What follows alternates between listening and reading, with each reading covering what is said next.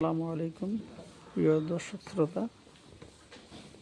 আজকে দুপুর পরে গরুকে খাবার দেওয়ার মূল উদ্দেশ্য হচ্ছে আজ গরুগুলিকে কৃমিনাশক ঔষধ খাওয়ানো হয়েছে। তো এটা খাওয়ানোর মূল কৃমিনাশক খাওয়ানোর পরে কী কারণে খ্যাটটা দিয়েছি, ঘাস দেয়নি কী কারণে, এটা হচ্ছে মূলত আপনার কৃমিনাশক ওষুধ খাওয়ানোর পরে গরু স্বাভাবিকের চেয়ে একটু পাতলা পায়খানা করে। তা ওর মধ্যে যদি আবার কাঁচা ঘাস খাওয়ানো হয় সেক্ষেত্রে পাতলা পায়খানার পরিমাণটা বেড়ে যায়। তে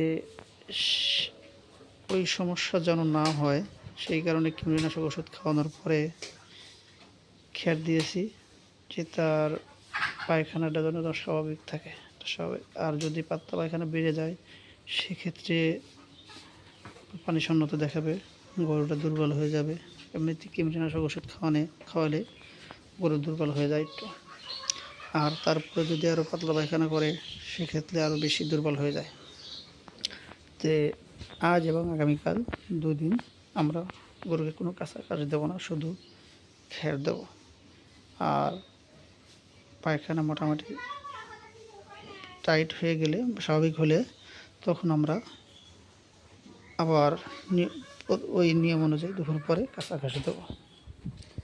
আর আগামীকাল থেকে আমরা গরুকে আগামীকাল সকাল থেকেই আমরা গরুকে লিভার টনিক খাওয়াবো।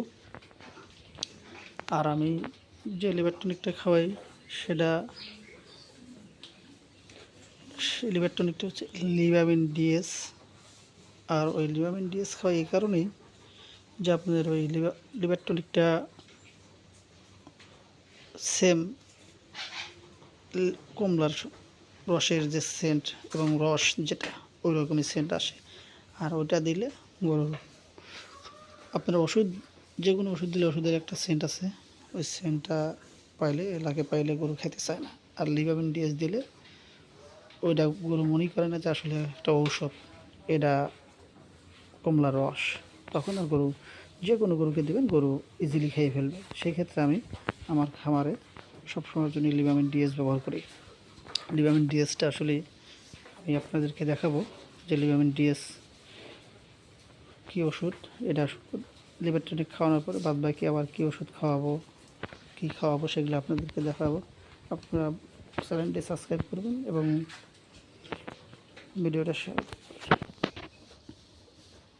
এই যে আপনার লিভামিন ডিএস, এই ওষুধটা প্রতিনিয়ত খাওয়ানো হয়।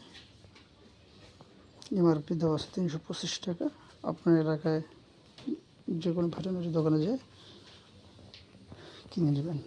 এটার এত সুন্দর সেন্ট, যেটা বললামই তো, কমলা রস। আশা করি সবাই ভালো থাকবেন। ধন্যবাদ। আসসালামু আলাইকুম।